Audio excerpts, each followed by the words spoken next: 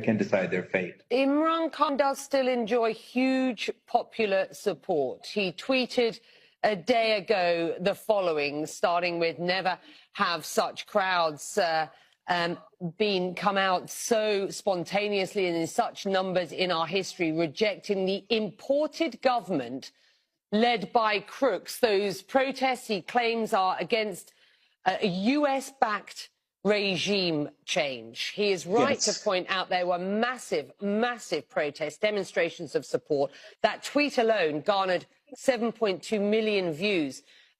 What are your thoughts on his belief that his ouster is all part of a US orchestrated? As far as his support is concerned, of course, little fascists all over the world enjoy their cult following, but that does not mean that the majority of Pakistan should be dictated to by these fascist regimes.